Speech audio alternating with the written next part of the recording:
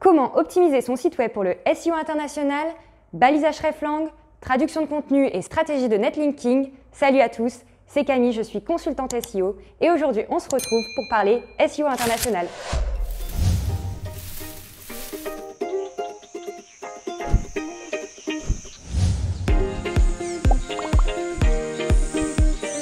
Vous êtes une entreprise internationale ou vous souhaitez développer de nouveaux marchés? Aujourd'hui, nous allons voir ensemble les bases du SEO international pour comprendre comment se référencer sur les moteurs de recherche à l'étranger.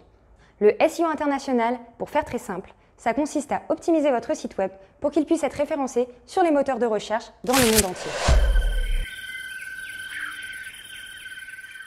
Pour optimiser votre site web pour le référencement international, plusieurs solutions sont possibles. Vous pouvez utiliser des extensions, utiliser des répertoires ou utiliser des sous-domaines. Chacune de ces solutions a ses avantages et ses inconvénients. Les extensions consistent tout simplement à ajouter une extension à la fin de votre nom de domaine. Par exemple, site.fr, site.it, site.us. Le répertoire consiste à ajouter un slash avec le code pays à la fin de votre nom de domaine. Par exemple, site.com/fr/it/us. Le sous-domaine consiste à ajouter le code pays au début de votre URL. Par exemple, fr.site.com. Chacune de ces solutions a ses avantages et ses inconvénients. Le répertoire et le sous-domaine ont l'avantage d'être très faciles à gérer puisque vous n'avez qu'un seul site à référencer. En revanche, le signal de localité sera plus faible et l'autorité de votre site web sera diluée selon les différents pays dans lesquels vous souhaitez vous référencer. Pour nous, la meilleure solution reste les extensions. Vous avez l'avantage d'envoyer un signal très clair au moteur de recherche quant à la localité de votre référencement. En revanche, c'est une solution qui est plus coûteuse car elle nécessite d'intervenir à chaque niveau pour développer l'autorité de chaque domaine.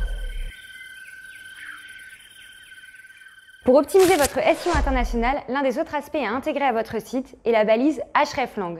Elle se présente comme ça. C'est une balise on-page qui permet de cibler la localité. L'attribut rel indique aux algorithmes qu'il s'agit d'une version alternative de la page. Le tag hreflang indique la langue d'affichage du contenu et la localisation. L'attribut href indique le lien de la page concernée. Par exemple, cette balise indique que c'est une version espagnole de la page destinée à l'Espagne sur la page SEO international.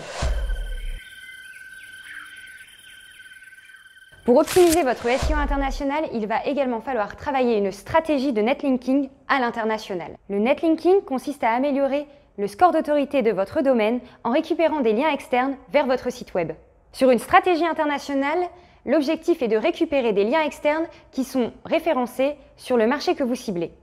Par exemple, si vous ciblez le marché espagnol, il faudra alors essayer de récupérer des liens avec des noms de domaine qui se terminent par .es. Cette stratégie de netlinking est particulièrement importante pour les sites qui utilisent des extensions de domaine. Le dernier aspect pour optimiser votre SEO à l'international repose sur la partie contenu. Pour avoir un bon score SEO à l'international, il faut d'abord un contenu de qualité. Pour cela, il faut réaliser une recherche de mots-clés ciblée par pays. Chaque pays ne recherche pas de la même manière votre produit. Il faut donc adapter les mots-clés que vous ciblez pour votre stratégie SEO. En ce qui concerne la partie rédactionnelle, il est également important d'avoir un contenu de qualité rédigé idéalement par un natif de la langue. Chaque langue a ses spécificités et ses expressions que vous pourriez avoir du mal à reproduire si vous n'êtes pas natif. Pour cela, vous pouvez donc faire appel à des agences de traduction qui vous produiront un contenu qualitatif et qui vous permettra de bien vous positionner dans les moteurs de recherche. Pour la traduction du contenu de votre site, si vous optez pour des modules comme Weglot, DeepL ou Google Translate, sachez que cette stratégie risque de vous poser des problèmes à long terme sur votre SEO. Si ces solutions peuvent paraître très intéressantes à utiliser, elles peuvent en revanche poser des problèmes de contenu dupliqué, de dissolution de votre SEO et de qualité du contenu. Et voilà, le SEO international n'a plus de secret pour vous. Alors on se retrouve très vite pour une prochaine vidéo. Salut!